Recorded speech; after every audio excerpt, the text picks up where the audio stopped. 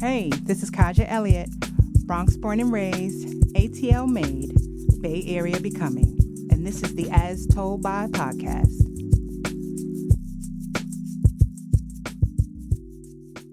All right, we in here with an episode of the As Told By podcast, and this is an impromptu episode because technically I'm in between season hiatus right now, but as things happen, it's like, okay, we can't help but jump on here and do an episode. So if you have been living under a rock for the last 24 to 48 hours, you know that it has hit the fan with Keith Lee's visit to the Bay Area. And that meant that I needed to jump in here and get a gang of folks who are Bay Area ride or dies to talk about the impact. So I have a few people in here. We have, first and foremost, Charlese Banks, brand and partnership steward of culture and arts at the Black Cultural Zone and owner of the Town Experience platform, which caters to tourism and experience curation and marketing for the city of Oakland. We got Brandy Collins, freelance lifestyle journalist for all of your favorite Bay Area publications, including Oakland Voices, Oakland Side, and Thrillist. And we have Oakland native Niema Jordan, writer, editor, and filmmaker. And we got me. So you got a full house today. Woo! Yes. And y'all gonna get it today. Y'all gonna get it. I don't think I even really need to introduce most of them because if you're here in the Bay, you know them. And so you know this is about to be a good conversation. So let me just set it up from the beginning.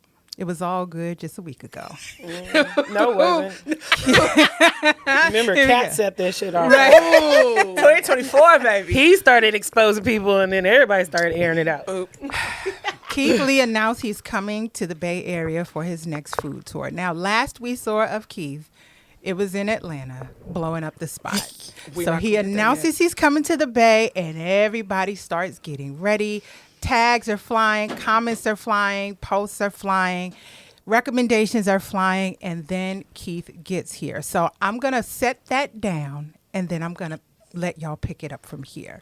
Let's start with, what do we think went well after the announcement that he was coming to the Bay? I'm glad you started with the well because otherwise we'll descend and just keep at the bottom.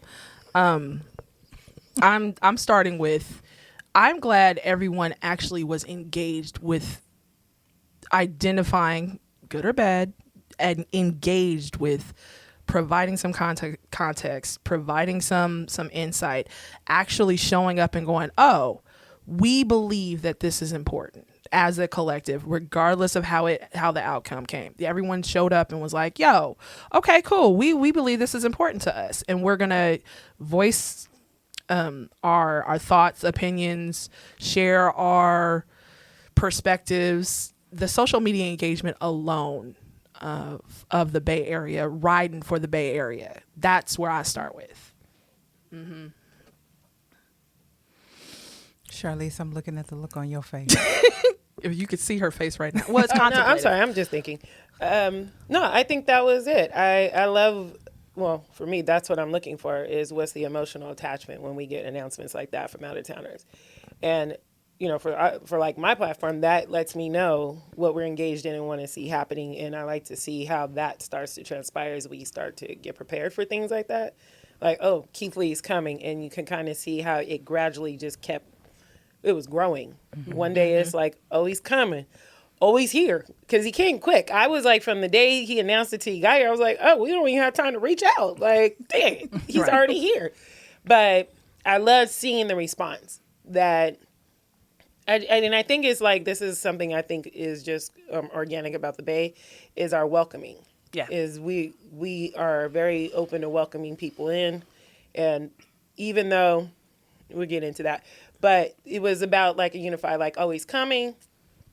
People were really trying to enforce, let's make sure we don't embarrass ourselves. There was a little bit of reinforcement that we were trying to give ourselves, like, how can we be better and do good for this? So I liked seeing that. Like, people really wanting to be engaged and be able to showcase what the Bay Area has to offer. But Niema. Yeah, I mean, I think it was mostly what y'all said. Like, I love seeing people put their folks on, right? So I wasn't as tapped in, but I was like, oh, look at folks like big up in this this restaurant, or, so that was cool, because I think that there's a lot of conversation about people not feeling supported, right? And so when you have an opportunity to show love to local businesses, and when you can see like how much people love home, how much people love the Bay, I feel like that was on display. So you already knew you were coming into a spot where like people rock with each other, which I think can sometimes not be the narrative, right? But we were seeing an outward display of like, these are my people, this is where you should go. And I think that was really positive. Yeah. Just to piggyback, I think one line of the point I saw was just the power of word of mouth. Yeah. And just from tagging restaurants, letting them know that they were coming, and then they were starting to put their own videos up like, Keith Lee, come mess with us, to just even letting them know what safety measures to take. I felt like the word of mouth was so powerful that it got to him. Amongst 15 million followers, he saw those messages, and I was like, wow, that's the power of word of mouth right there. Yeah, but that's also the power of the Bay's voice, and I think we've all talked about that in some capacity, that we are kind of loud. Even wherever we go, we right there, and you will know. So we as a collective in the Bay Area, regardless of the city, regardless of 9 counties, we all hollered loud and was like, hey, okay, everybody on point, let's get it together, let's talk about it, let's engage him, let's welcome him, let's make sure, like as I put in my blog, whatever I wrote, I don't know, I don't remember, throw the bippers in the closet, let's figure it out, let's do something to make this man feel like he is going to be welcomed here and not uncomfortable, if that's, I don't know if that's the right word for what I'm thinking, but Let's be on our best behavior. I don't want to say best behavior, because honestly, best behavior, common sense ain't common, and best behavior for one person is not the same as somebody else.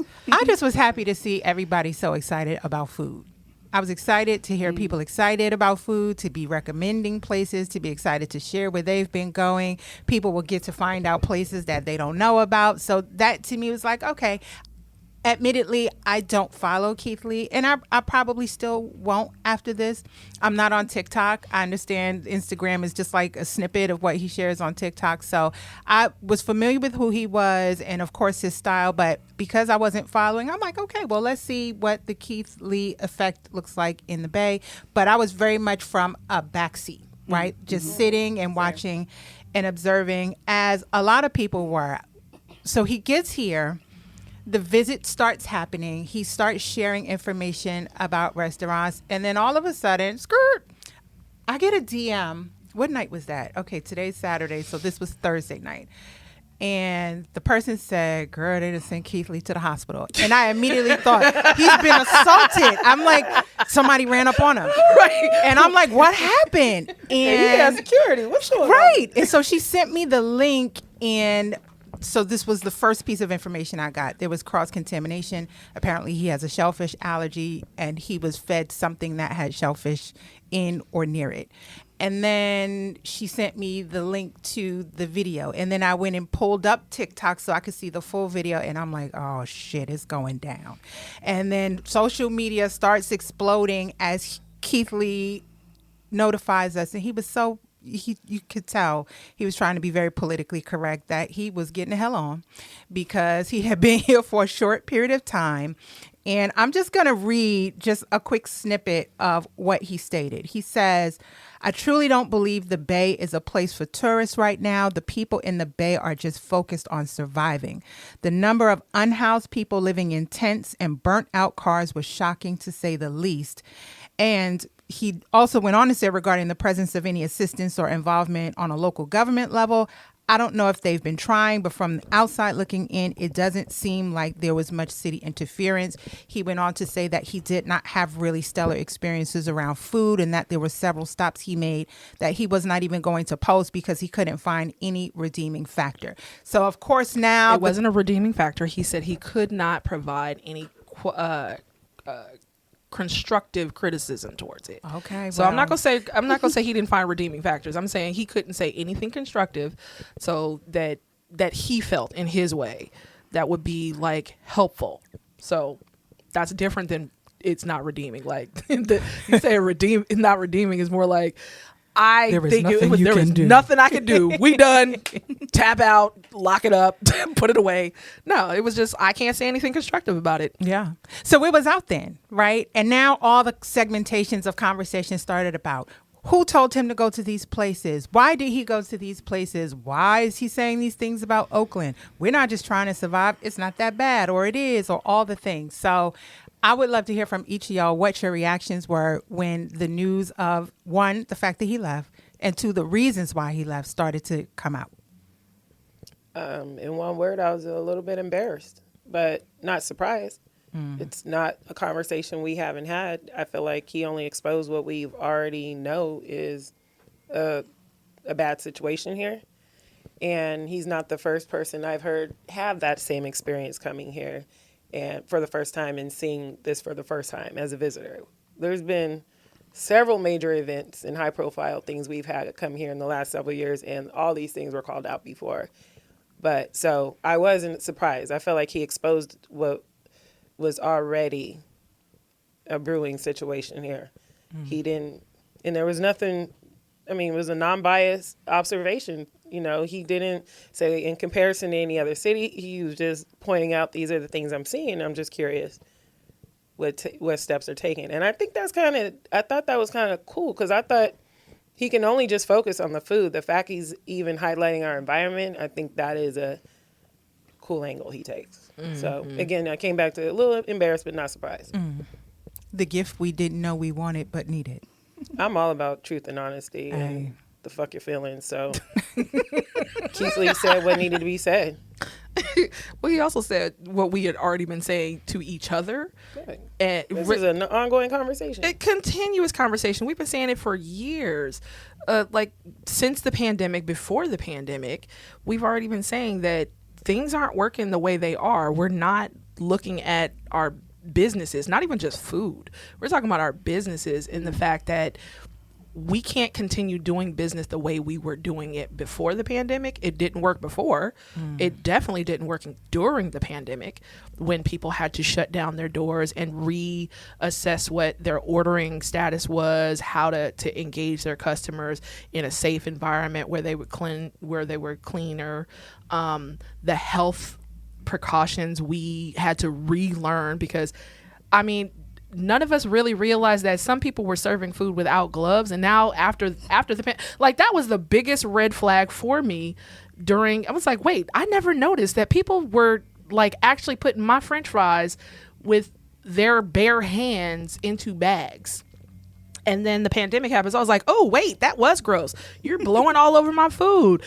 Like there was so many things that were exposed during that time that when we come back out of the pandemic and now we're in a business setting and we're doing, we have him coming, not just him, anybody else who's come to this town, cities, realizing there are some precautions that we throw to the wayside. His allergy alone is a precaution that businesses took for granted.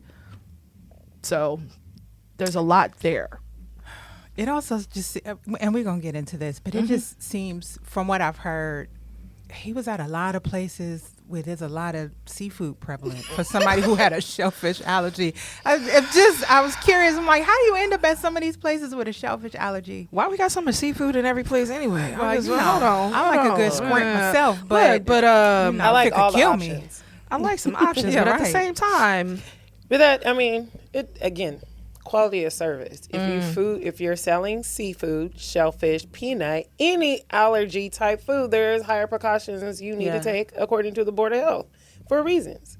You need to, and he disclosed it. So the fact they didn't take that more serious, I mean, the customer service to me that's where you got to hold accountability. You got to hold accountability to yourself as a restaurant that you didn't do the double check. neglected. You neglected something that's very serious. Like, the dude could die and you could be shut down in lawsuits. Like, you should take it just as serious as they take their health. Absolutely. And then even, I love Mama T, but when he said, I'm going on break, I'll get y'all when I get back, I thought that was hilarious. I said, Keith Lee walks in. You say, I got to take a break. I'll get to you when I get back. It got to sit in the car for an hour. Whoa. For an hour. Yeah, he called. You didn't you see her review? Or I mean, I think it's all interesting because my first response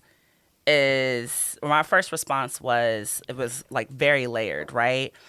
I am somebody who is hella defensive of all things like Oakland all the time, right? So like my first thing is like, oh God, who do I have to defend Oakland against, right? And I get tired of always feeling like I'm defending Oakland. And so that there was a level of frustration there. And I also think that there's a space of when some information comes out and then you know how hard people are working to, like make Oakland better or whatever, right? Like there's something in there for me, right? So the first thing I heard, I heard about him coming, and then I heard that he left and someone had sent the video, but it wasn't the full video. It was like all this different stuff going on. Right. And I was like, okay, well, that's why you couldn't find no good food in the Bay. That's weird. But then I was like, okay, well, he was only here a few days. And then I was like, okay, are we more focused on the food than all the homeless people that he saw? Right? Like, and there were so many levels and like layers of questions that started to come up for me, right? Because I started thinking about like, what are the things that we normalize? That shouldn't be normalized, right? Like, what are the things that we're here and that we've gotten used to seeing? What are the things that we are actively working against, right? And trying to figure something out. I'm like, okay, like he talking about burnt out cars, et cetera, and so forth. But like we've seen, like Moms for Housing don't exist for no fucking reason, right? Like we know we have these issues with housing. We know, that the wealth gap is crazy here in the Bay Area, right? I understand that. And then I started asking questions like, okay, well, like, why are there so many different like pop-up restaurants here in the Bay Area? Oh, because like you can't actually fucking afford a brick and mortar, right? And like, oh, like where is the lack of support coming in different spaces? Oh, because if I can't afford to pay my rent, I'm not going to go out and eat. Like there are all of these other things that in my mind I started rolling over, right, about the video. And I was like, this video, no matter how defensive folks want to get about certain aspects of it, is what are the issues that are highlighted and what are the solutions that folks need to be working towards? And it's not to say that no one is working towards any of the solutions, right?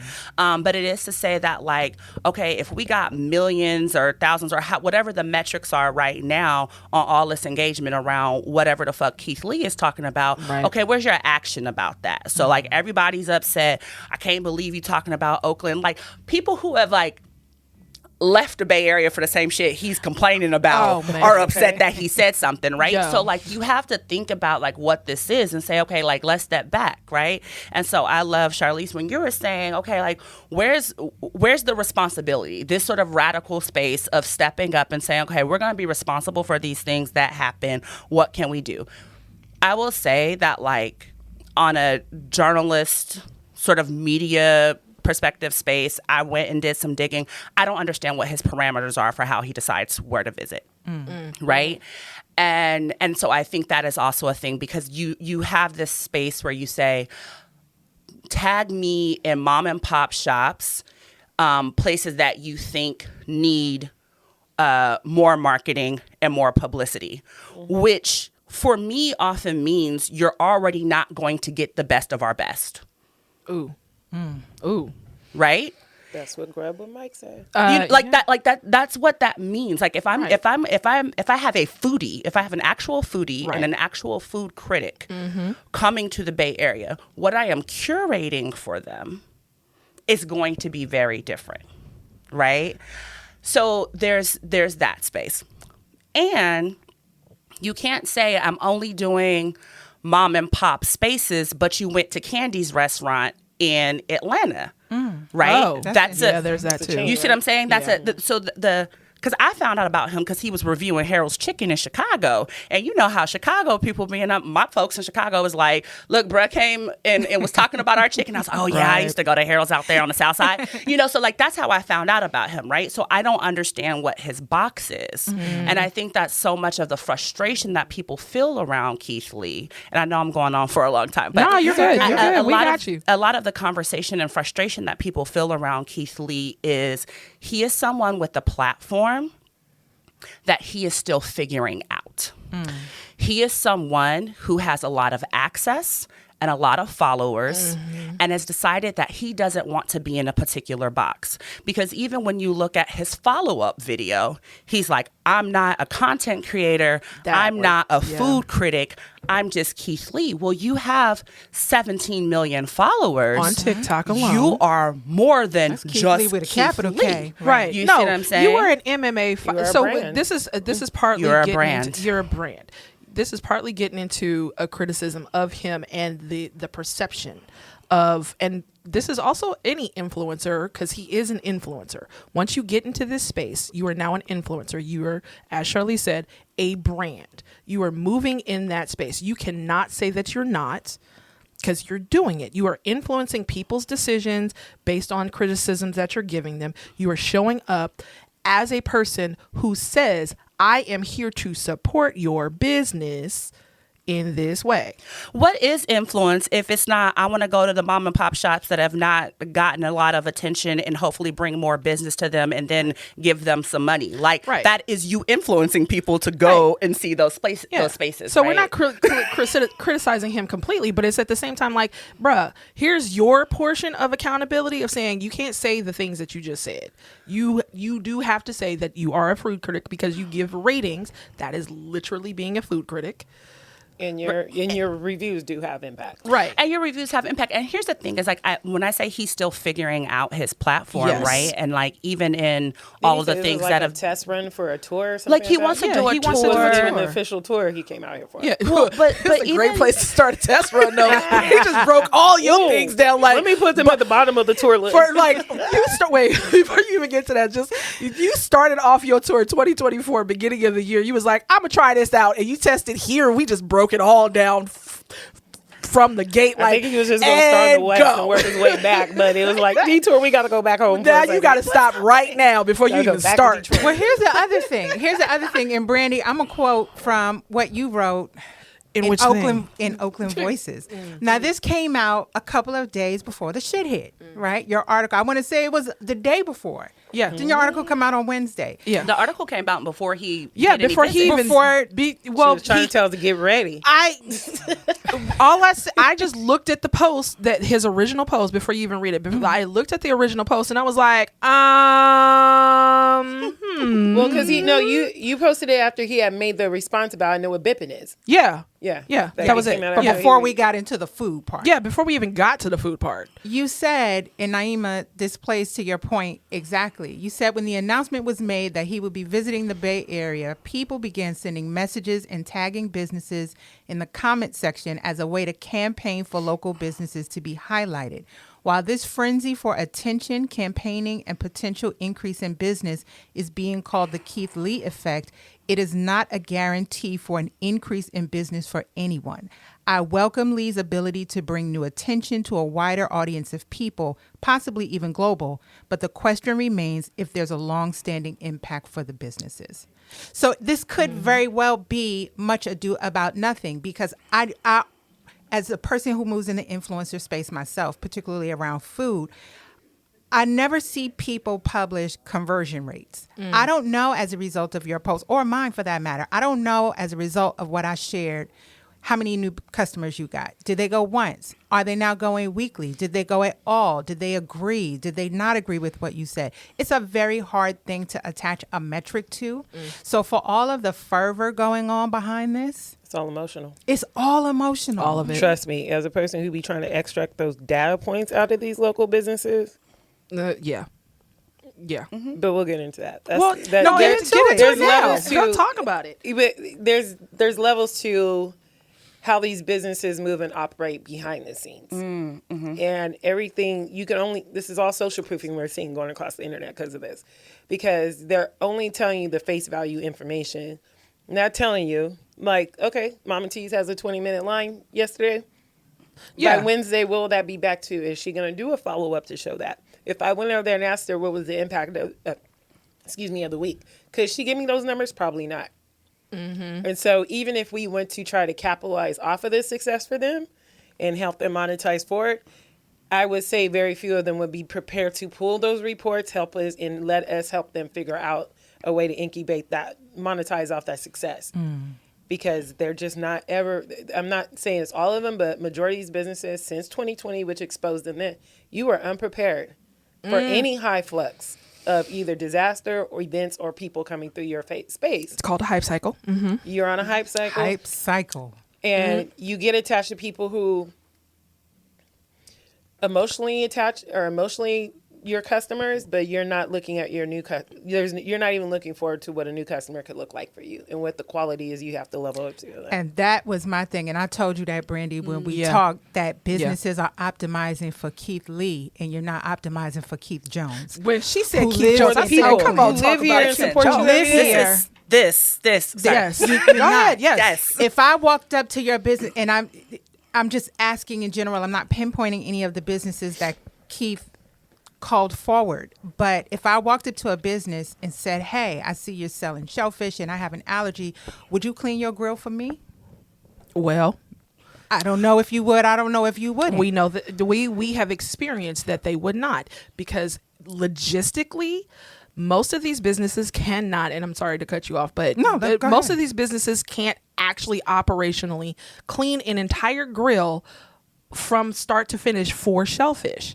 It is not possible. You've gone to taco spots and restaurants. You see what that grill looks like. You've gone to places got where pork, swine, shrimp, all of it on the same grill. And when you that's ask why them- it's good. yeah, I mean, yeah. Go on, give me that fuck, baby. Marinated and all but that when- juice. right, all the juices. But at the same time, we have been to the taco spot where you look at them scrape that grill, because that's what the cleaning is in the process of them trying to make and service a wide variety of people at the exact same time. They're not going to wipe it all the way down for your allergy.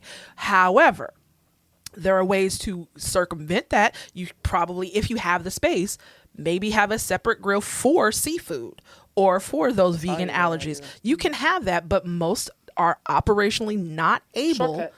to do it. There are shortcuts.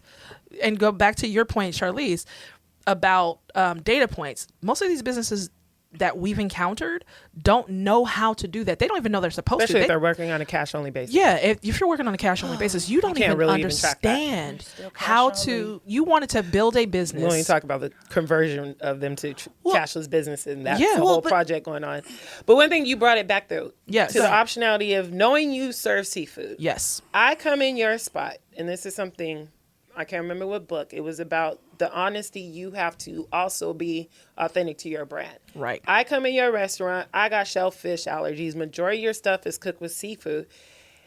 You probably have to lower your ego and say, Keith, maybe this isn't the spot for you. Oop. Because the majority of my brand is seafood based, and maybe this isn't really the best place to present or eat at. Not just for health reasons, for my own brand safety and standing on my own business. Is scarcity the reason why we can't I've say only that? said that like twice. But it's definitely scarcity is scarcity. ego. It's knowing is the complex of someone like an influencer like Keith Lee is coming and trying to yes everything versus either I'm gonna give you a salad, something that doesn't have anything to do with the grill, Something having that won't kill options you. like let me serve you something that is not off the grill, or being honest in maybe this just ain't the restaurant that should be highlighted at this point. And just I rather take the L in that space than knowing I took this full to the restaurant. Right. But that's my own humbleness of knowing. And I think that's just what is your business about? And if he's off brand coming in here and asking for something that's quite frankly 99% of your menu, maybe it's an off brand, and it would be an unfair I feel like even if you offered him something else, if it's not the specialty, then that's also unfair representation. That's not the best representation Yeah. I want on my review, because this is a secondary item, not the best thing. Well, we're also going back to the fact that he allegedly, it's not him ordering, it's someone that is representative of him. But even still, his the family same does result. It's the same. They know yeah. his. They know his. Yeah. So I think that they think there would. I mean, it's rare that you'll see a restaurant actually size up and say, "Oh, maybe this ain't gonna work, Keith Lee." No, yeah. They don't want to turn him away, but at the same time, I'm like, honesty would have saved. He would have still been here if you just been honest and let him move on to something else. Yeah. He probably would have highlighted you better just for the fact you saved his life. Like, hey, this business told me, but also, and shout out to them for that. Also, the question back to like, what are his guidelines? What are the other places he would have visited if he had stayed multiple days? Because I still don't understand How he right, like what this overall thing, yeah. right? Because you're talking about like the representation of the space, and this idea of like the Bay Area food scene. But you know, the other thing that it raises for me, because like we talked about cashless, we talked about restaurants that don't necessarily have systems in place, right? And so then my question is like, all right, bet. One of the lines that I really liked from his video, right? And he's talking about the cities getting involved, right? He was talking about the cities getting involved in terms of the homelessness and housing crisis that we have, right? And like what we're seeing here, right? And I'm like, yes, But we need to have a conversation about that. We also need to have a conversation about like, what is the city doing to support these businesses, right?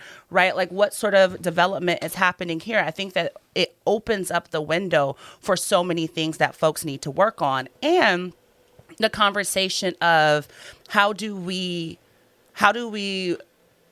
specialize and work with our groups that wherever we're supporting, but also how do we have more collaboration? Because what we understand from his visit is this is not just about food, right? Right. If I environment. am eating here Right. it's a whole experience. and I'm on vacation, It's the town exactly, experience. Shout out right? to the town experience. Shout out to the town experience, If right? we're not having an experience, we didn't do our job. Well, but here's also the thing, and how do we make sure that the town experience is great, not only for visitors, but for the people who are actually here? And so then this whole conversation comes Starts back with in, because I'm like, all right, cool, he's gone. If no one ever came to fucking visit Oakland again from What would we outside of do? Oakland, right? What do we who are here have? You're spot on, because one, it starts within. How we localize ourselves is how the globalizing starts. Like if we're talking about we want more visitors to come in, we want to see, we have to act get as shit our together. own visitors. And we I'm have to sorry. act like our own visitors. How many people, we always make jokes about being local tourists, like how many people who are from the Bay actually been to Alcatraz, if more than once, if Right. at all, because we Do don't you do take local the ferry stuff. from time to time? Like getting out, I mean, I would, even in some of these meetings that I sit in on the community, I'm like, you guys are mentally redlined. You don't, West don't go to East to eat. You don't patronize. A lot of us, that 5 mile circle radius we are in, we're all in our own bubbles. And I think that's the accountability. Like, if we're not taking care of our own city, why would you expect somebody else to come in here and take care of it for you? And even when we come back to the collectiveness, that's an individual. You still have to show up as an individual in order for this village to work. Yeah. We come to the business, bring you all the support, but if you're not showing up to make change and grow and sustain and be successful, we are basically just putting Band-Aids on a lot of bullshit Completely. businesses. Yep. And that is the part that is we're trying to get businesses, like, we can only do so much if you're doing so much, or else we got to move this money over to somebody who's a doer and making things grow. And that's because most of them are operating in scarcity. Talk about They're it. selling stuff out of emotion. Nobody told you anybody wanted that shit. You don't need another candle. We need No, because she's real. You're not She's looking real. for you're attaching yourself to stuff you see around you, versus just because it sells for this candle maker doesn't mean It we sells need for another you. candle. Like, you're not, and everything the they sell shea is butter something that babies they out want. here. I'm like, we run a space. I asked the businesses, like, how did you determine who your customer was and what they want in this? Oh, this is something I picked out. Okay, then that's your emotional attachment, and that's why your product's not selling. That's not for the people. So when we talk about making all these resources, I'm like, the resources only work if they show up to the resources. Mm-hmm. One of the things that my brain goes everywhere, but so you're talking about like the resources, and I'm also thinking about the fact that restaurants, like we know that it's really, really hard to run a fucking restaurant. It's a 95% failure rate. Exactly. So yeah, they fail in their first 3 years. First year. First year. Sorry. Yeah. I used to work at the tax board. I remember all these logistics. Come on now, right? So if Right. if 95% of restaurants are failing within the first year, Right. and we know that a whole bunch of shit closed down during the pandemic. And more so afterwards here in Oakland and in the 9 counties. And to add to that, because there was a lot of bad press around building owners pushing a lot of these people out, the rent control issues, but they weren't highlighting how many building owners were giving them 2 years deferred rent to get caught up on stuff, pushing out, giving them free rent. And they couldn't get caught up because they were in debt from 3 years before the pandemic. But when it hits the news, it looks like a gentrified situation. It's the victimhood is all played into it. But I was like, no, actually, you haven't paid rent in 2 years. And they were helping you out with that. Like, as a building owner, they still got to eventually do business. But there was several businesses I saw come out, and I'm like, I know what happened behind the scenes. Yeah. You were already 3 years in debt when we came in 2020. And then you had 2 years of free rent to figure out your recovery system and couldn't. They gave you your leeway. Oh, there's that dirty That's laundry business. again. Oh, wow. That's aired out. And nobody can help you when you don't come across accountable for those things. Like, there was no we can help you if you were in denial of yourself, you know? Wait, but back to your point, Naima. Sorry. You had a I point. forgot. Oh, girl. I'll come back to it. I know. It was like, ooh, here it came. No, I'm like, you were talking about So many variables. with the failure rate being 95% after the first year. But I'm just thinking about like In the the first year. overall support, right? And it's so interesting for you to talk about like what are the things that are happening behind the scenes, because the other thing that I was thinking about, I had a question. I was like, I had to go back through his timeline and say, like, does Keith Lee only review Black businesses, right? And part of the reason I asked that was because I was thinking about some of the areas that he has visited before that I know of, right? So if you're looking at Atlanta, you're looking at Chicago, you're looking at Houston, you are looking at places that also have more of a Black middle class than we have here in the Bay Area, right? And so what does that mean in terms of your food options, your business options, and where things are going, right? So there's like all of these different elements, right? It's like, and I don't know what time he tries to get food or go out, but, you know, we also have the things around like how late stuff is open, right? There are all of these different factors that I just have so many questions about. And one of the things I thought was interesting, he said, like, the Bay Area is maybe not the place for this tourists. type of tourists, not the tourist comment, but like the type of work that he does. He had a comment where he said that, and I thought that was really interesting because I'm like, yeah, maybe it's not like Maybe it isn't the place. maybe for it's you. not the place. And we And can I think, admit that too. yeah, and I think that there's a lot of reasons that it might not be, right? But just thinking about like what is he looking for? Back to this box. I was about to say buy box because my brain be on real estate so much.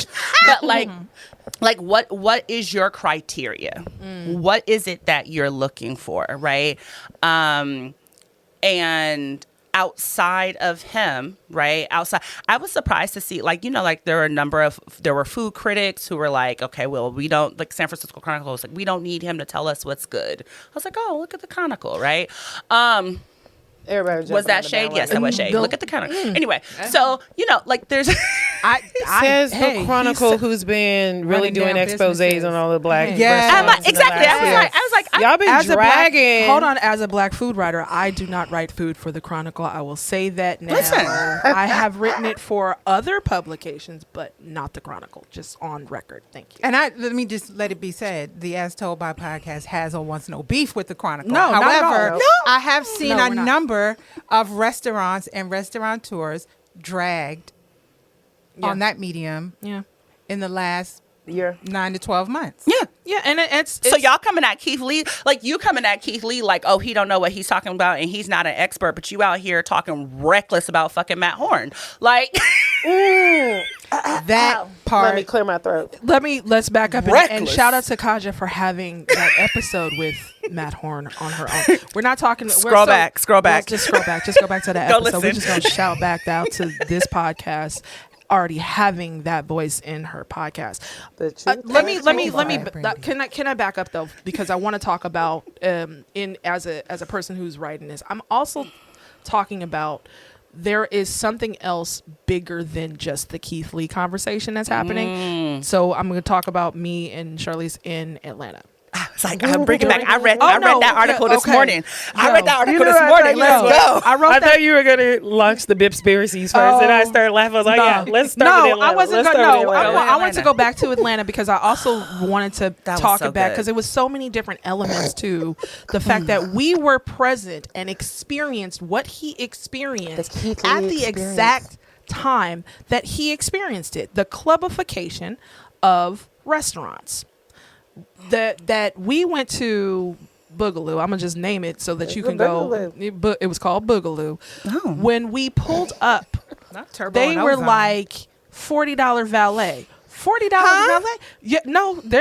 There's a linear time. $40 valet. We were like, we good. We literally went to the end of the block, parked the car at the corner for the free. Security could see us parking. Could see us parking. Walked in, they were like $20 at the door. $20 at the door to get into a restaurant? What are we doing? Kelly, but they do that here. Remember, I was like, "This I can give a call out to." It's not saying it's right. It's not right, but okay, fine. Okay, cool. But what am I getting for walking into your restaurant for $20? Am I supposed? There's no seats. We got our $20 worth. Grass walls. Grass walls, and of course the neon sign that says "Don't do Hookahs. coke in our bathroom." Hookah And lounge. yeah, that was. I had to take a picture of that. Check the blog. You can. Oh yeah, you I can got hella look at pictures it. of that. I got We'll pictures link of it. that. But there's also like the clubification of it's 12 o'clock in the afternoon and you got Patron sparklers coming out because you can only get a table for $200 and you still don't even get the food. $250 minimum. Bottle minimum. At a For the restaurant. That bottle. doesn't include the food. That does not include the food. And then when Charlese, because it was her birthday, shout out to Scorpios, we asked for mimosas. Oh, we can't do that. We have to open a whole bottle. What? I'm sorry. What is She going on? said brunch was over and Oh, they're brunch getting ready was- for the dinner menu. Why is champagne not? Why is it not an option? We're still supposed to be doing like it. They kept changing the rules as we were there. They really did every No. single time. And then that's one of the there was things- Jasmine outside to see, like, yeah. can we get our money back? yeah. And then turns out the mama of the owner works the door. So now Jazz got worn down. Jazz She got came in worn there and down. said, Like the homie Mom's got worn making down. us Like it was stay. a whole experience. But the fact They wouldn't let is- us leave though. I give them the customer service wasn't I will so say bad. that. No, it wasn't. I mean, it was a time, but at the same time, we sat there the whole operations time sucked. and we were like, if we already paid to get in here, we're going to watch this whole thing play out because I need to know. And then the Keith Lee at Candy's restaurant happened. And then, but you skipped over wait, which part? when we were trying to order food. Oh, when we tried to order food. So that was the second restaurant where we tried to No, at order Boogaloo. food. At Boogaloo? Remember when we tried to order food and they said the kitchen's about to close. We'll see if we Oh, can that's get your right. order in. Yep.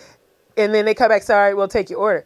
They still went on break before they started cooking our food. Sure That did. was what was taking us so long. Yeah.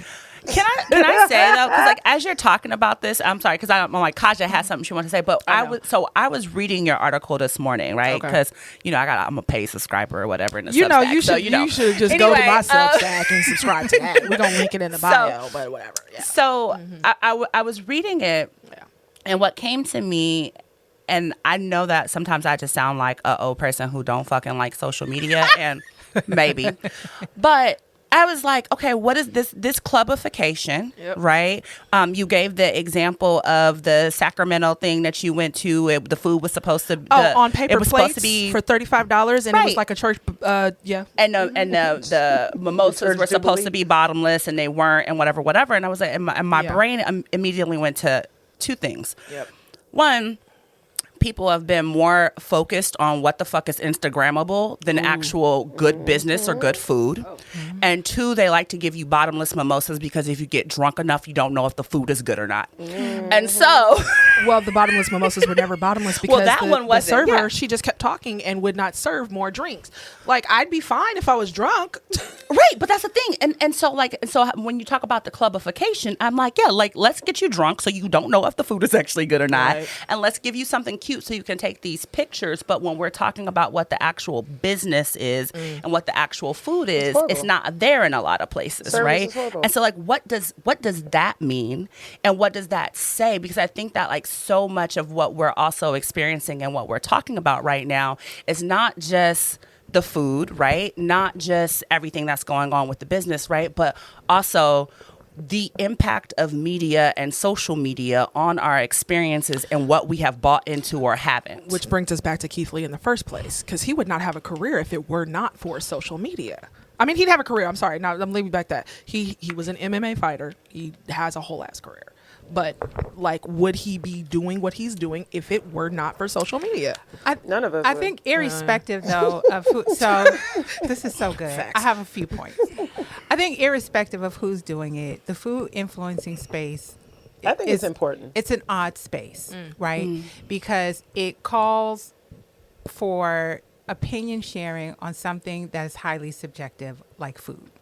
It also calls on opinion sharing for things where there are going to be intersecting lines of access. Everybody cannot go to the Michelin star restaurant. Everybody doesn't want to go to the Michelin star restaurant. And also, they don't have a lot of diversity on the Michelin star restaurants. They do, but that's So, increasing. That's it's increasing. But we're not at parity. We're not there. right? No. Yeah. And Where I think that's where conversely, the influencers come in. absolutely, because you have to be able to show a cross section, right? People like it all. I want to have lemon pepper wings, and I want to also have a Michelin star experience as well. I think when Michelin you wings. start to Michelin talk about wings. Michelin wings, Come on, That's the restaurant. Yo, we about to do this, y'all. We about to get these Michelin wings. gold flakes on my lemon pepper. Oh, there's a restaurant that does that in Atlanta, I swear. But when you're talking about the specifics of food preparation, food has specificities that just get altered depending on the context in which you consume it. If you're eating in the car, if everything is delivered, if it was in a plastic bag so that if it was fried, now it's been steamed and it's softened, or if it's had bread and it's been in a bag and it's been in a container and it's soggy, all those things start to erode the experience of eating food. That's very different when you're sitting at a plate and that shit came right out the kitchen, right from out of the pan, onto the plate, onto the table. Tell me who's a true, but- foodie. Tell me who's a foodie. Listen, I mean, although it's true. I do a The shoulder DoorDash shimmy. thing, you I eat do it a in shoulder your car. shimmy when I get warm food in front of me. Shoulder shimmy. There's it. Come always on, a baby. compromise I do a shoulder shimmy when the DoorDash pull up. in that point right there. But then here's the secondary part of that to me is, and this is where I'm curious to hear y'all's opinion about where influencers play into this conversation is people had a lot to say about he should have had a curated list from influencers who serve and know the Bay Area well thought he did. versus having the crowd at large, influencers, Bob, Mary, restaurants, whoever, send the recommendations. I really am interested in the school of thought behind how the places that were identified. Somebody in here brought up Grub with Mike. I love the quote that he said, and I'm going to read it because I agree with it wholeheartedly. Stop tagging mid spots to Keith Lee just because you have history with that spot. It's a lot of spots in the Bay that y'all are biased to just because you've been going there your whole life. And the other quote, he said, most of y'all have never eaten food outside the Bay Area to know how to compare it. I was like, he made some very good points, but I think with He it, did. I'm sorry, you didn't And tell that's us to go for shout out questions. to at Grub Sorry. with Mike on No. Instagram. You didn't ask us for our feedback yet, my bad. No, I give apologize. your feedback. Give your feedback because I don't know how the selections were made, and I'm just interested in how much influencers played a role.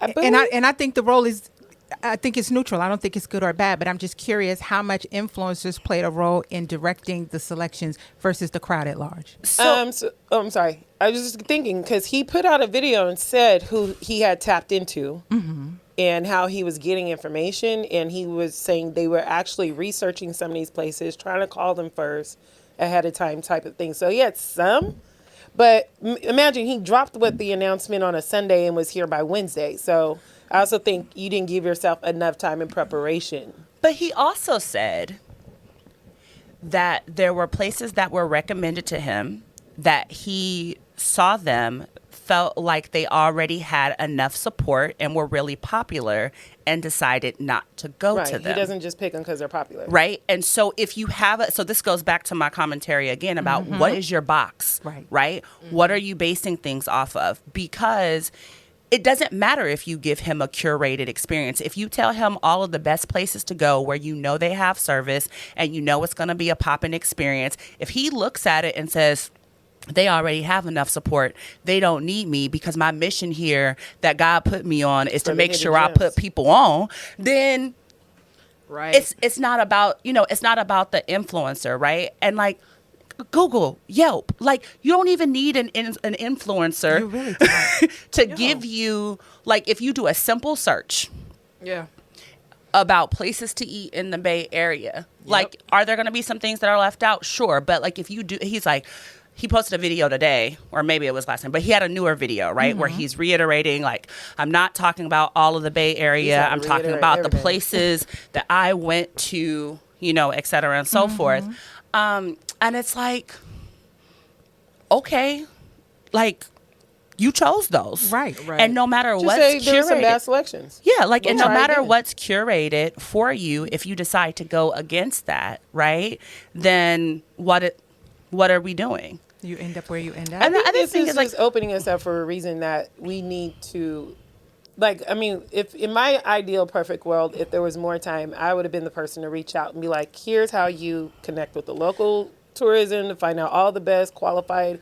These are the restaurants that have been qualified. I'm gonna say against that though. I'll say against that, but go ahead. I mean, you need trusted word of mouth anytime you go to a town. Like, I just feel like that's the reason you tap into the community a little more in person, not only online, because that's only a face value, but like in reasons of being like, if we would have had more than 2 days time to turn around and do outreach to him, give him more qualified places. That's not what he's looking for. No, Charlese, not qualified on your palate to elevate it, sis. No, I'm not talking. First of all, I have a taco truck. You got. She's a taco truck. She is a taco truck connoisseur. I mean, I barely do 5-star restaurants, but there are restaurants that have already been fact checked and know the quality, know they got their board of health license type things that would have made it a little more safer. These are all. I mean, nothing's right or wrong. I'm not saying that you're right. I'm not saying. Will say, going to the visit board route is hit or miss because there is a little bit of bias there because there are individual businesses that will get overlooked because they don't meet a specific criteria for marketing for the destination market organizations that support those first. That's just a marketing perspective. There's also businesses that will never meet those standards because they don't have the resources, they don't have the finances, they're not able to. It goes back to the whole point of like some of these businesses aren't prepared to have that kind of support or the kind of marketing to become trusted on a list for a visit organization. And I will also add to that some of the restaurants, businesses, organizations may, I think I'm missing my point, but that was basically it. It's like I wouldn't go the entire route of like go to the trusted source because the trusted source can also be tainted along the way. And we have to have some individual accountability with who we say we want to go to as a people, as a collective, as a community. We sent him these things. He went to them based on his research. And I will also add in that there has to be some kind of PR marketing behind him. If you got 17 million followers and you had the ability to do a tour in the Bay Area of multiple cities, there is some money behind you. I'm gonna just leave that behind there. Don't you gotta deal with like Taco Bell or something? Whatever it is. But that's what I'm saying. Okay, so you got. Well, that's when you were talking about the quality of food. I'm like, you gotta eat in the car. You got 17.5 million followers. Why are we still eating in the car? The anonymity of this is done. They know you. They know your wife. You got all the followers. the time to you've hit the ceiling, and it's a great thing. DoorDash You've is grown paying. to the ceiling. So the model for this is no longer the mystery shop, pop in, hit a Right. lick, eat in the car, and Right. give a review. It's time to now interact with the owners, be in the spaces, be on the inside. And that's the progression of what you would hope for this to be. Who wants to be stuck? And I'm talking as a person who does food influencing. You think I want the bane of my existence to be posting on Instagram? Well, did you see in his post, he said that this is not only part of a tour, but He's doing research. He's doing He's research doing for a new research for a food show. Yeah. that he's Well, pitching to Is networks. the show in the car? No, I think that's it. I'm No, I don't know. I'm saying No, that's this a real is- ass question though. Is the show Is the going to be show on the gonna car? shoot? Is it but I drive think through? he's already angling that he's starting to level up to the next level what this looks like. Well, he could have I started think- that here. But based on already. where he's at now, let's just talk where he's at now with his platform, what he's trying to do. It's a DoorDash promotion. He sits his ass in the car and he got to eat it. And he's not saying DoorDash is bringing it to his house. He's probably right there. The food is probably still crispy. Like he was only around the corner from Mama T's. The fish, you can still hear it crunchy. So there is that, but he's not there for the overall experience as far as the fine dining. He's there for the quality of service he gets on the timeliness, the quality of food he's getting without making him sick. He had some very low criteria. Well, that's the other thing is like you have to know who you're going to. I am not a person who would say, I'm going to a city, let me see what Keith Lee thinks about the food of this city. Oh, yeah, I'm definitely not doing He that. doesn't.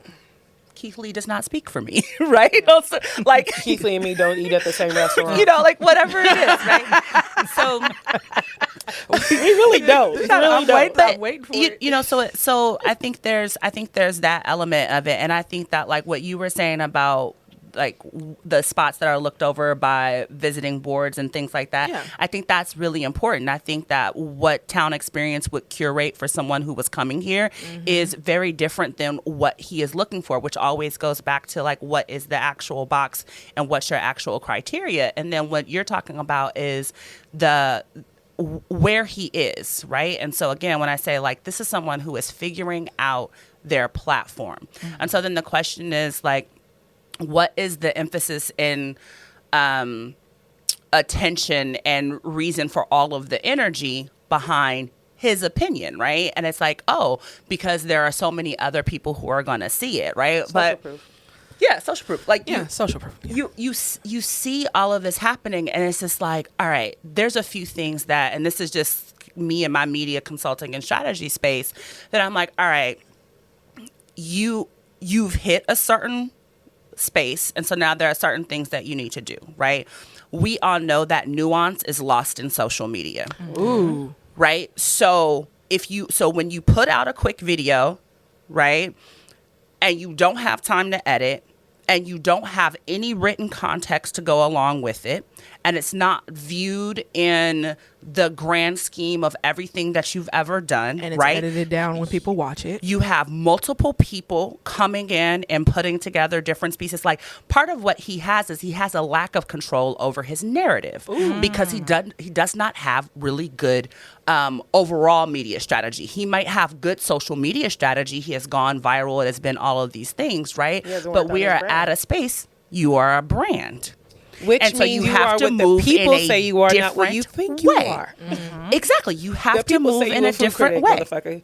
motherfucker. No matter what you say you are, you have 17 million followers on TikTok and you give reviews of food. And they identify you as a food influencer. That's it. So this is the space. And where I thought you were going initially with your with one of your questions, Kahja, where you were talking about the role, like what is the role of the food influencer, and you were talking about the influencer in terms of giving him a guided space to go. But I think that when we talk about the role of the food influencer in general, I think it's a really important conversation. Right? Because again, you're talking access, you're talking about who are the different people that you're seeing and why. You're talking about where they're going. But, you know, the other thing that happens a lot right now is like people go viral on something and then suddenly they're like, okay, well, I was just giving my honest opinion of things, but I haven't actually looked into how branding works or They try to FCC retract regulations it. or any of that stuff. And so then you start to get a lot of things that reviews that have been paid for that there's no disclosure that has been paid for, Because you should and then be that brings saying out an sponsored. entirely different Now you're not conversation. being authentic or honest with your Or audience. you have no integrity. I'm not saying you don't have any integrity. Okay, fine. I'm just fucking. Yeah, you don't have any integrity to say, I am a sponsor. This is sponsored content, because that's what you do when you have integrity. And you let people know this is sponsored content. This is ad. There are hashtags for that. People do it all the time. It's fine. We Affiliate understand link. it. Ooh, come on now. Well, Listen, get your bag. That's the Get it. thing. Get your This bag. This is what I think I see the role of an influencer as, because ultimately the food is the food, right? The food is, to me, is the immovable point. The influencer is there to create a certain energy around the food. And you see it different with different influencers. Some are there to really give you a city metropolitan feel around a hamburger. Some are there to give you a really luxury high-end feel around a hamburger. Some are there to give you a real ghetto hood feel around a hamburger. You see that the hamburger is the fixed point. What the influencer is doing is contextualizing an It's their experience story, you can their have. belief. And then if you want to tap into a hood experience, a luxury experience, a city experience, a country experience in my kitchen at home, that determines which kind of influencer you want to tap into. So there's validity to that, but it is always a subjective opinion. I hate that I saw... and before I say that, I just want to shout out, I don't follow him, but I probably will after this, because I hate that he felt he needed to issue, a social media wide apology. Bay Area Foods, who Yeah, is probably... shout out to Darian. Shout out to him, because love him. regardless of how you feel about him, he is probably the most successful, most visible food influencer in the Bay Area Yes. that has really helped to put a lot of Bay Area food culture on the map. So that he felt that he needed to come on and apologize, or felt that maybe he had failed people's expectations by making sure that Keith Lee had some stellar experience, that's not his responsibility. No, He has an audience that likes what he does. They will either tap in or tap out based on their interest in it. And he has no responsibility to anybody to make sure that Oakland comes up smelling like a rose because Keith Lee came to town. I was happy to see him welcome him. Like, that was great for him to do that. He didn't have to do that. You didn't have to We show are up. the welcoming committee. Like, yo, he got a welcoming committee. Like, hey, shout out, welcome here, blah, blah, blah. Do you? And he didn't have to do any of that. He didn't gain anything extra from doing that.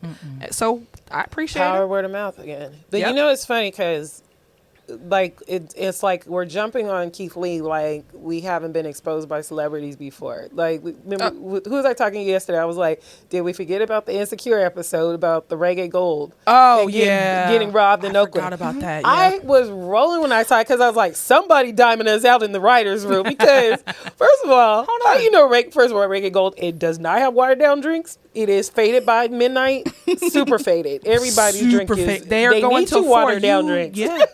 I love Jeanette and the bartenders too. But Yeah. then they do the robbery scene. Like, Oh, wait, hold on. We have CNN came parodies here. about this. But CNN came and got robbed. But this ESPN during the championships, 2 Chainz got robbed in San Francisco. But this goes back to the overall point, right? Which is that I think that, well, one of my main points is that, like, yes, the conversation about the food, yes, the conversation about the exposure, but the conversation our about environment. Yeah. what is happening here in the Bay Area. The conversation That's the more about expose I felt embarrassed about. the food. But he's also not saying some shit that the UN didn't say when they came here and it was touring. And when with I wasn't East embarrassed Oakland by Collective, him, right? I was embarrassed for us. Right. And so Yeah. then the question is, what do we do? What we gonna do about it? What's what we do gonna what do? you gonna do? What you gonna Like- do about it? And so that's my thing. I'm like, is it more involvement with the? Like, I know there's hella committees in Oakland right now that don't have full boards, right? I know that there's hella opportunities for people to, volunteer with different organizations. Talk about There's, we're in the middle of multiple recalls right now. Like, there's a lot of shit that's It's happening election here. year. We're about to It's get 3 new election council year. members this year. Right? Like, in. okay, let's do some shit outside of commenting. Because That's what I'm saying. Well, That's getting that that comment stimulus out, off of Charlese. trolling, but you're not actually in the rooms. And there were some people I was like skimming over, like, I don't remember last time you've been in one of the community rooms. Where's Like, your civic engagement? Y'all? Where's your civic engagement? And It's my frustration. And I guarantee half of those people won't even be worried about this in a week. They'll be back to doing or on to the next thing that they or hyper misinformation around the Bay Area. Yeah. But we're not going to get into that again. And then You put out a really good call to action. this is though. how it happened. But let me tell you, this is exactly the same scenario when Afrotech said they're coming to town. And I said, y'all, we got to get prepared. We got a year to get our shit together. Started a committee. The committee didn't start with no money other than who we know could come in the room and start talking about how do we start leading and getting control of our narrative when we have what came to be 10,000 black professionals land and descend upon Oakland. We didn't have enough event space. There was things we needed to talk about as foot traffic. We didn't have enough hotels. Like, there's things you need to be prepared for when you have people coming to your town who are on social media, black or white. I feel like we are only hyper focused when the black folks come here, but I'm like, anytime people are coming here highlighting Oakland, With a high profile. we should be on our best, I hate to say best behavior, but we just need to show up better. Yeah. And this started the shout out to Ryan Nicole, who made a song based on us talking about rules of engagement when you come to the Bay. She made a song called the 10 Town Commandments. It was a joke that started in the meeting, and then she's like, actually, this could be a song, because we were talking about how would you, if I came to town, this is why I always think of it like, I want the same Green Book experience that was created in the 60s. You find your tribe, you know who to talk to is trustworthy. They're protecting your neck because we're all family. Like, this is what I love about Oakland is the welcoming of it. And people will look out for you. You find the right people, but it's also about how to connect to that we didn't have.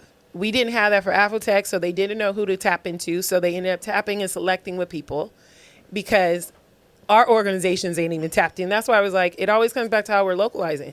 We're not even in the same rooms with each other. Yeah. Until I came in, and that's why it's funny. I'm not saying I'm the only one, but one of my partners pointed it out, was like, we're finally getting in flow the way you wanted us to in 2 years ago, when you're like, hey, you're over here doing this, you're over here doing this. Why are we duplicating efforts? Why are we not in the room? And then when 2020 came in, it exposed us again. You've been over here doing this, over here doing this. Ooh.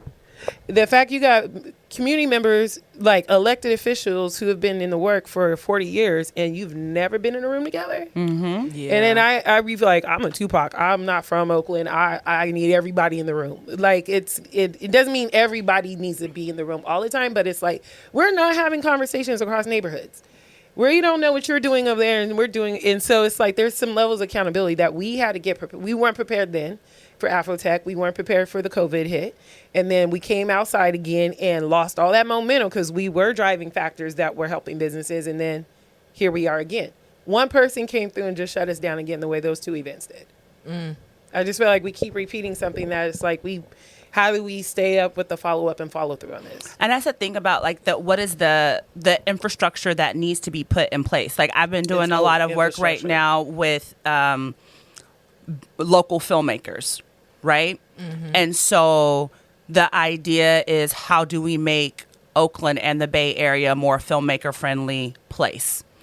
And so we're talking about the fact that like the city of Oakland don't have incentives the way other places have incentives, right? Process. Yeah, we talked about the permitting process. We talked about the fact that the Oakland Film Office is one person now when it used to be something a lot larger. We talked about the way people operate in silos, right? We also talked about how if you're talking about making a space better for creatives, then also like people who are working in a creative space full time and not necessarily on these huge budget things, et cetera, and so forth, can't afford to live in Oakland anymore. So what are we doing around housing? We also said that if you're bringing big crews in, they are going to feel uncomfortable, like Keith Lee did with all the damn tents and everything. What are you doing around housing solutions, right? And not pushing them around. We also said about the food situation, which I think is fascinating, right? We also said, okay, well, what does it look like if we have big crews come here?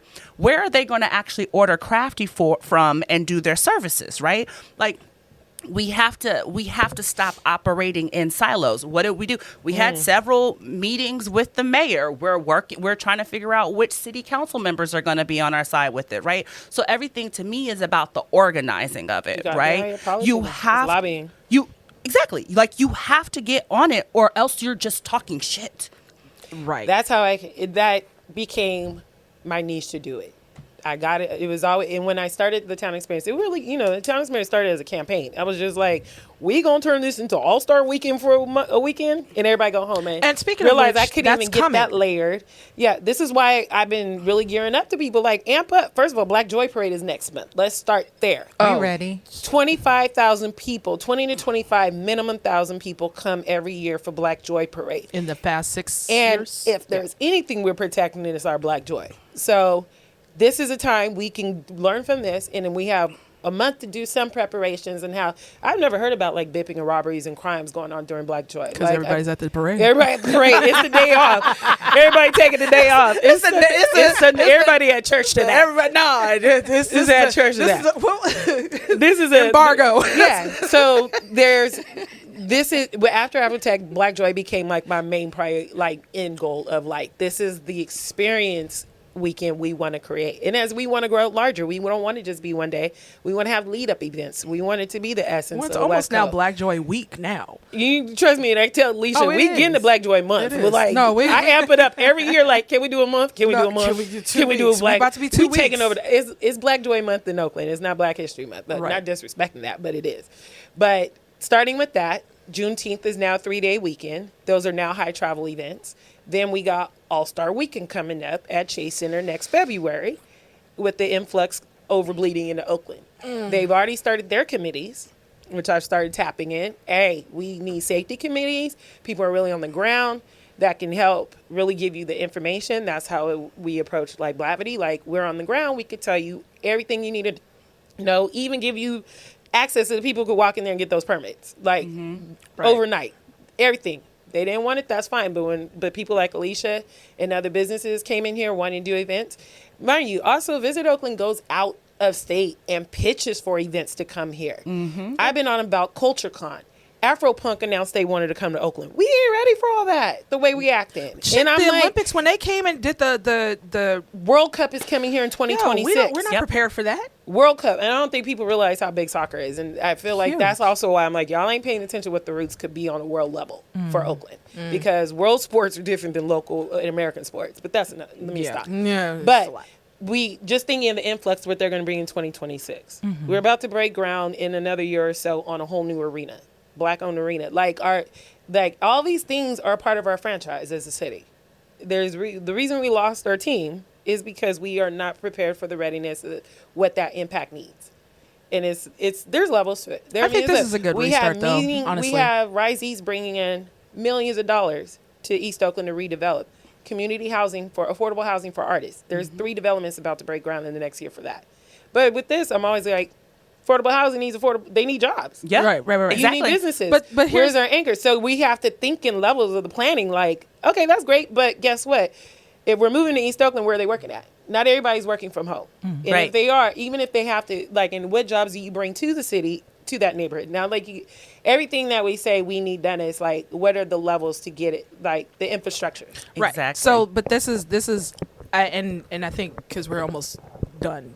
Yeah, I'm gonna wind us down in a minute. Oh yeah, no, that's why I was like, We can go. but on I'm like, I want to make this point that this is a good restart and reset and an awakening for all of us to be like, okay, we already. That part. It's a good invitation for people who have not been doing the work. Yes. And come on over to death row. If you tired of trolling all over the post, thinking you doing something. If you tired of your an food invitation. looking like, yeah, right. It's a great invitation. Tired of getting broken windows when like you I go ain't get your restart tacos. shit. Anybody who said that they didn't feel that they could be a part of something, this is a time for you to just be like, oh, maybe you can. You just don't know how to. Just be a ask part. somebody. There's so much work that needs to be done in Check your Oakland. ego You and can just show up. You It's not bring that your hard. best talents to the table and they get implemented. I was a club promoter in 2018. I was not thinking about COVID bleaching down streets and being in marching at this point in my life, but it transferred over. Right. Everybody has a transferable activism. Yeah, we can all do it. We can all do it. Come on, Kahja. Use what you got from where you at. That's it. You know what I'm saying? What I have loved most about this conversation, and what was even That it was way more formal than that ratchet pre-conversation we had. that's okay. Yo, we got it out the system We did. first. We got it I all. had a vent.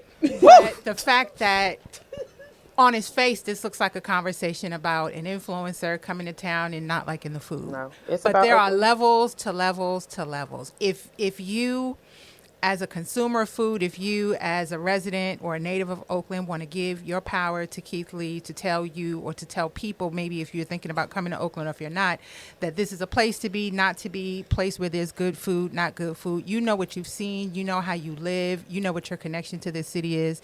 You know what meals you've enjoyed here. I would strongly encourage you to not give your power to any external party, Keith Lee, Meath Lee, whoever Lee, to tell you what you like and what's acceptable for you. As a transplant coming into this city, my perspective on food has been immensely broadened by my experiences in the Bay Area. So it's unfortunate that he came and he didn't have the best time. If you want to come back, hit Uptown Experience. I'm sure they could tell you where to go and put together the experience that will have you leave enjoying yourself. But I think you in need closing, some media consultant, come talk to one of us. come talk to Man, one just of you. call us. We be your crew. We got you. We'll just pull up in the bus and take you where you need to go. Read an article I wrote. I mean, yeah, Tell everybody, follow I'm my going to blog. point to each of y'all, and y'all tell people where they can find more information about who you are and what you do. Niema, go ahead. My name is Niema Jordan, Niema Jordan. You can go to my website, which is niemajordan.com, or you can go to any of my social medias, which is Niema Jordan. Go ahead, B. Brandy Collins, and the Substack, which is my own personal, I'm a little bit shadier than I am professionally, is brandyc.substack.com. You can also find my social media story _ soul collector, story _ soul _ collector. And that's the IG, professional auntie on Twitter. I'm the Town Experience on all platforms. But my name is Charlese. I forgot to start with that. I'm Charlese, aka Socially Fly. But the best platform to follow would be the Town Experience, because that's where all this information and conversation lives.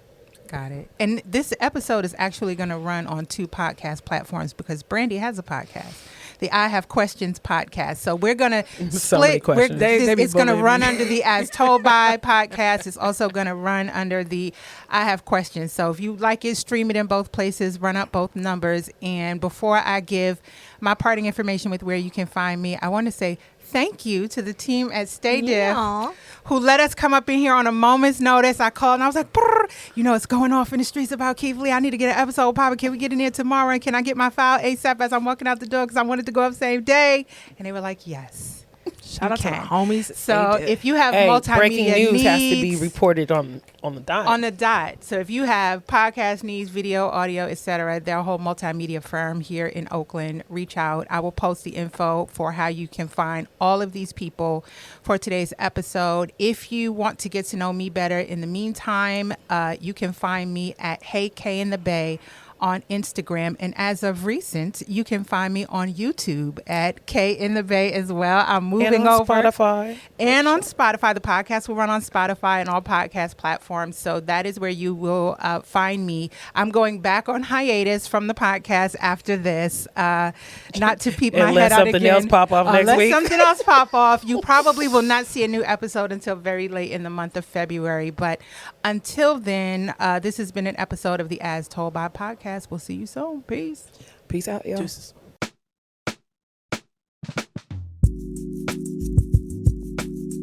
Hey, this is Kahja Elliott, Bronx born and raised, ATL made, Bay Area becoming.